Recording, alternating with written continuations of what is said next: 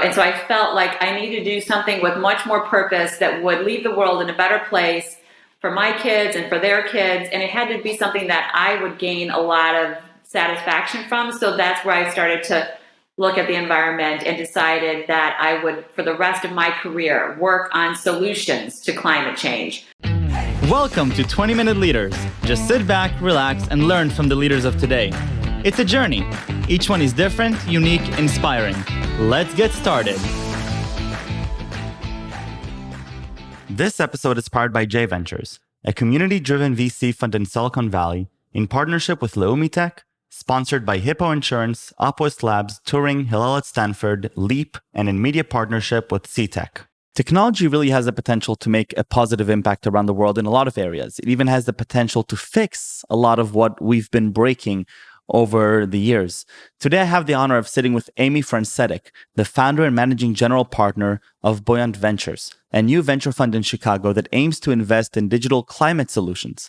Her career spans over 20 years of high technology entrepreneurship, private equity, and research. Amy previously founded and led Energize Ventures, a venture fund that invests in digital energy and industrial automation. She also co-founded and served as CEO of technology accelerator Clean Energy Trust, which has invested in dozens of early-stage clean energy companies across the Midwestern US. Amy Francetic, welcome to 20-Minute Leaders. How are you? Thank you, Michael, for having me. I'm so excited to be here. I'm so impressed at what you're doing and happy to share my story. Thank you very much. And you're calling from Illinois right now? Yeah, I'm calling in from my home office in Lake Forest, Illinois, on the North Shore of Lake Michigan. Amazing, amazing. Amy, if I try to start listing everything that you've done, we're not going to have enough in the 20 minutes, but just a short highlights for the context of our conversation around this idea of sustainability, climate tech, and clean energy. You are the managing director and co-founder of Energize Ventures, member of board of directors of Clean Energy Trust, managing director now of Buoyant Ventures, and what I'm curious to dig deep in these 20 minutes with you, as much as we can, your personal conviction on clean tech. You've done such incredible things, and you're deciding to spend your time now working on these impact positive technologies. And I'm excited to learn more about this ecosystem, the location you're choosing to be in, and everything around there. So, Amy, take me back though to as far back as you can. Where does this passion come from?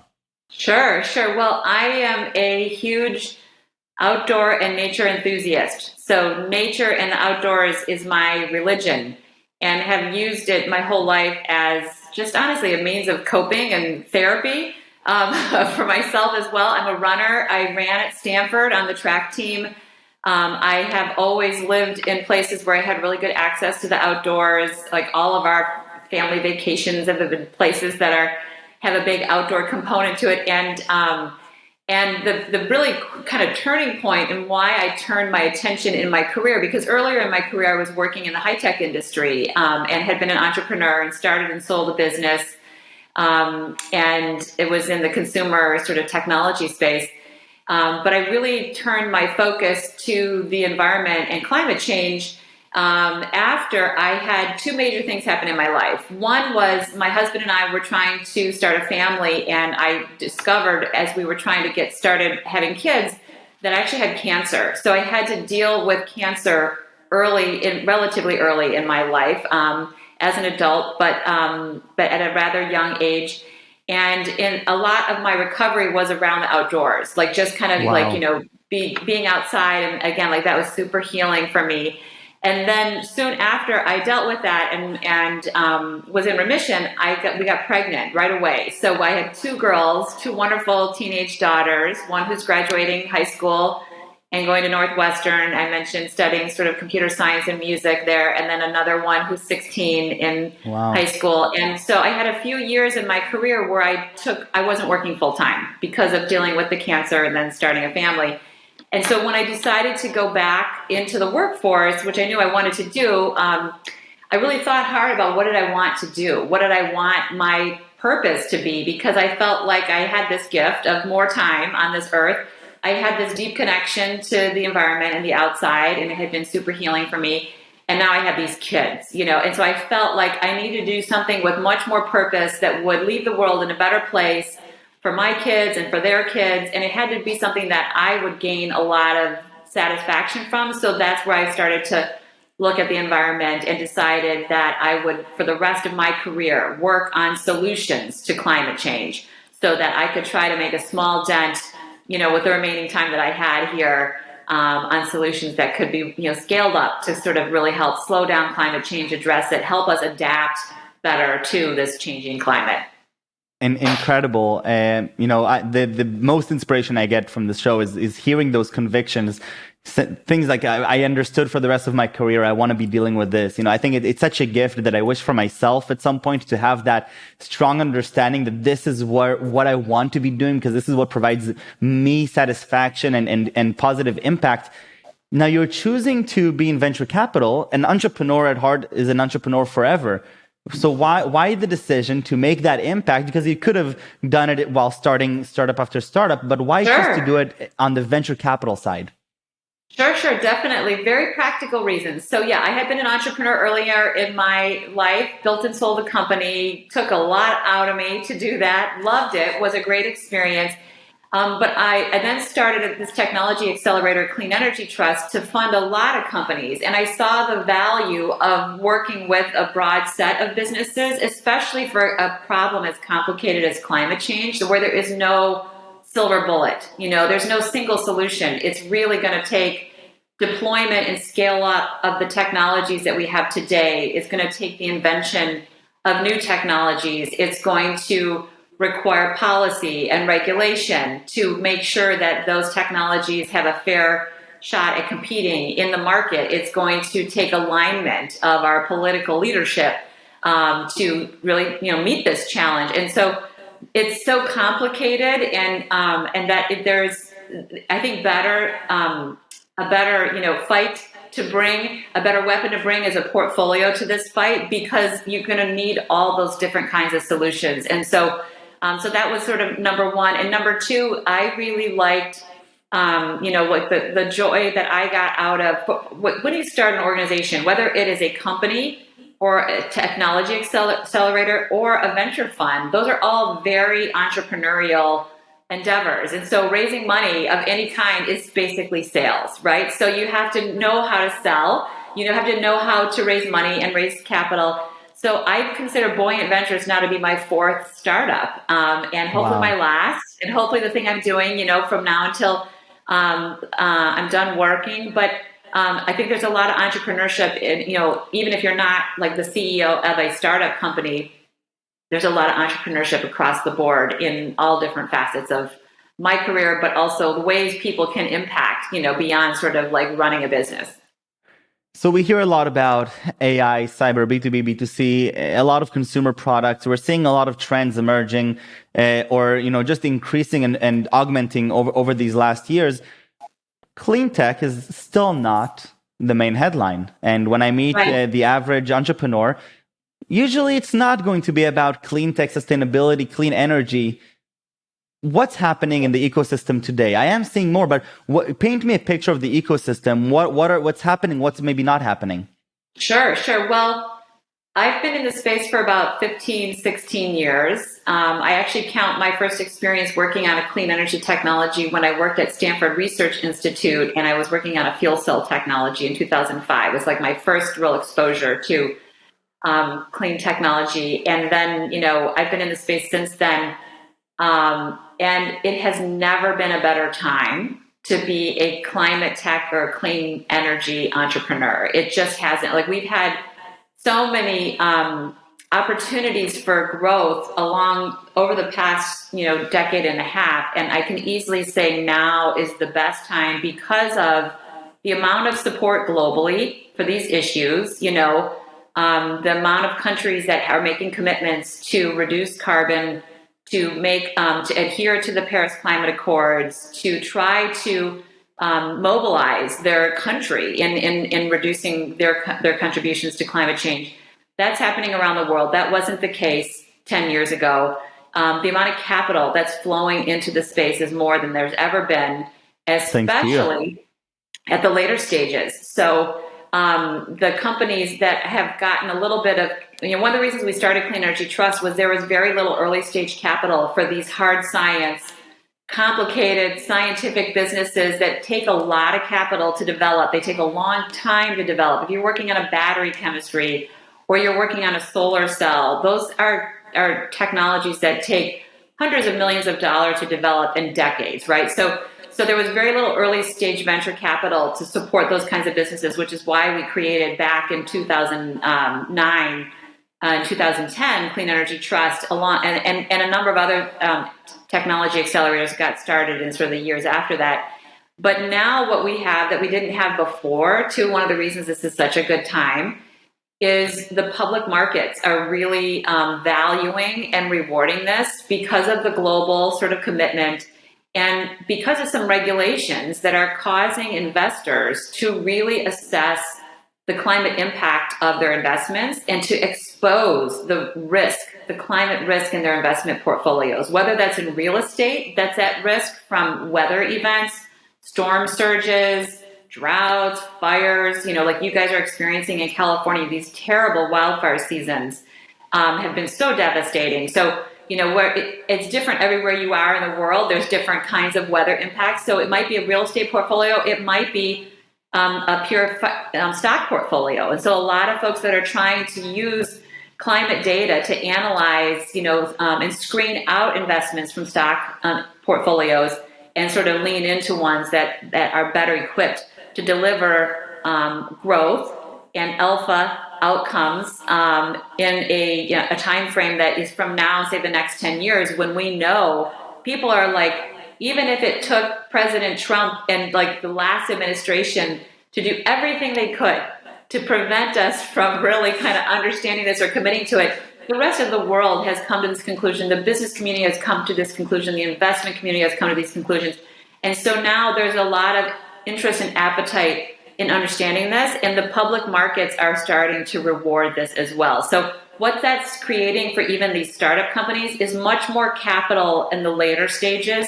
And that's really exciting because the valuations are increasing, the exits are increasing, and that money is finding its way into more venture funds as well. So as the returns are generated, they're going earlier and earlier, looking for growth from private equity, from venture capital. So it's a super exciting time. On the capital side, it makes a lot of sense, and I'm seeing all of this happening. And I have to say, from the young entrepreneur perspective, I think that one of the bigger issues that we're facing is that it's just not as sexy. It's as simple as that. It's not necessarily the thing that people understand immediately. You're talking about all these technologies, a new type of battery. It doesn't immediately, intercept the heart and the emotions and causes, immediate pleasure, because you need to dive one layer deeper to at least try to understand. So, I'd love to gain some inspiration from you, Amy. You've seen a lot of these solutions, a lot of these companies. What are some tangible examples of clean tech companies or clean energy companies that, that I could get excited by as a young entrepreneur? So when I decide to create a startup, I say, well, this is also a cool avenue. Yeah. So it is complicated, right? So when I decided I wanted to do this, I really made a commitment to deeply understand the energy markets. And energy is extremely complicated. The energy, especially industrial side of energy, is very complex. Because we have around the world many different ways of regulating energy in different markets and pricing it and everything else. And policy has such a major role. So you can never ignore the role of policy and rulemaking and regulations in the energy markets. It's not as simple as developing consumer software and putting it on the internet and getting users that way, using ad tech to drive traffic. And it's just not like that. So it is, in order to do this space, you have to have a deep curiosity. You have to have a deep passion and commitment, because you will feel stupid many times along the way trying to understand the space. So just put that out there. The kinds of things that I think are really well positioned now that we have, I would say, we have the infrastructure, we have the equipment necessary to drive, almost, I would say, I'm not as fixated on getting to 100% clean energy to reduce emissions. I think if we got to 80% clean energy, and we still had some amount of fossil fuels in the mix, which is practical and feasible, we would have made such a tremendous impact. So I strongly believe that we have already these solutions. What we need to invest in are ways to deploy those technologies faster, and we can look for ways to optimize them so that when you think about transmitting energy between geographies, you need, again, a non-sexy thing to invest in that folks are trying to figure out is transmission. How do you take an electron that's produced, in Oklahoma and deliver it to a load center in, somewhere in Texas, like in Dallas, and how do you do that? And how do you do that when you need the energy? Like we just saw with the polar vortex, right? Like what happened with the deep freeze in Texas caused such disruption. So those are non-sexy solutions like transmission, which is not super venture fundable, but that can have a huge impact. So the transmission infrastructure, we have it today. It's more a matter of political will of building it out. Battery storage solutions and technology, I mean, we have gotten so many gains already from lithium ion. Nobody expected lithium ion to be delivering such a key part of the storage solution for electric vehicles as well as grid storage.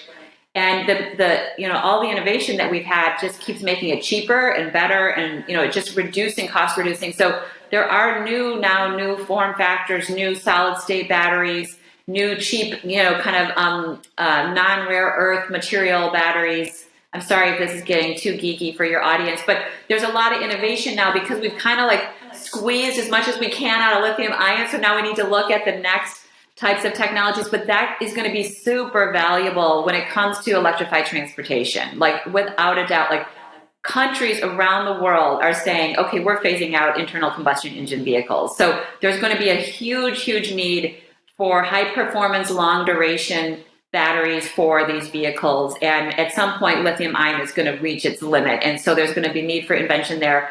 And then when you think about the grid and being able to store energy and replace what we've kind of been using natural gas to do, which is to be these peaker plants and to be energy when we need it in a pinch. And like you saw what happened in Texas, batteries would be a really great alternative to that. So there's going to be a lot of requirements for battery innovation. We're seeing some really cool things.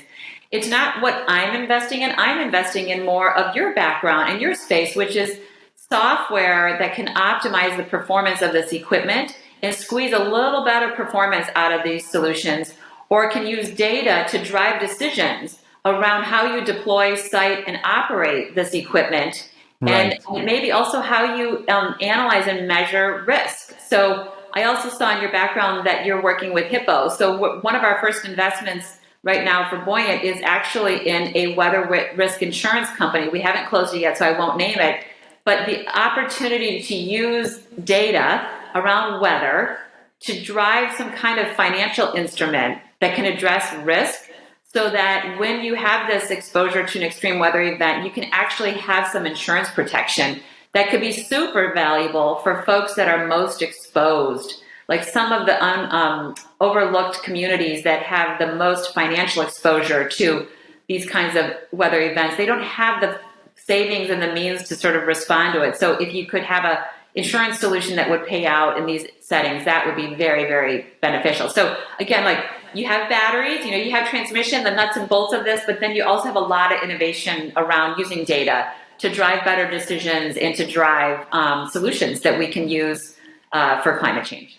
Right, and what I'm hearing you say, there's so much low-hanging fruit around with incredible solutions. That's Benny. He's my positive impact, and there's so many low-hanging fruits around even software solutions that people from all backgrounds in the tech industry can leverage. And one of the things that I'm also hearing you say is that it's not just that we that it's something that we should be working on, but it's becoming a necessity. And entering in a more connected and globalized world, the current solutions just aren't going to be enough to allow for all the amazing innovation that's happening to be facilitated, whether it be in electricity and in infrastructure. And so we need these technologies not just for the sustainability of the planet, but also for the sustainability of innovation, right?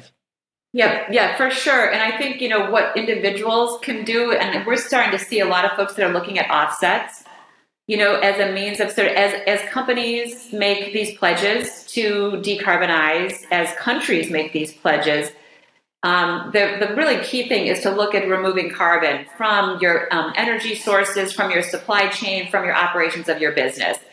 But then, being able to purchase and use offsets to get you the rest of the way there, because it's really hard to get to like a zero carbon or net zero or carbon neutral position without doing some kind of offsets. However, one offset is not like the other, and they're not the same. So, so there's also a lot of inflation right now in this space, and there's also a lot of fraud. So we're looking again at software, at blockchain as a means of sort of creating a better certified process for exchanging offsets, for certifying them, and then making sure folks aren't double counting them, but then also valuing them so that you could see how one is sort of a little better than the other. And for folks to be able to purchase those with some better assurance that what they're really doing is achieving the goal. Because otherwise you get into this sort of false sense of security, right? Like I'm purchasing all these offsets and taking care of my carbon problem, but then you keep, consuming and emitting and doing everything. It's like energy efficiency. The more efficient like our devices get, the more we use them, and we think it doesn't matter. So it's kind of the same thing with offsets. So we have to do a much better job of understanding how to decarbonize and what markets there are for these kinds of solutions.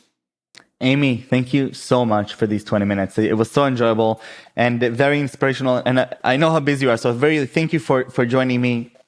And there are so many more things I wanted to ask, but I called the show 20-minute leader, so I have to abide by that. But I do have 3 questions about Amy, and not about clean tech and not about Buoyant VC, but going back to middle school days, your childhood, what fascinated you as a kid? What was your favorite subject?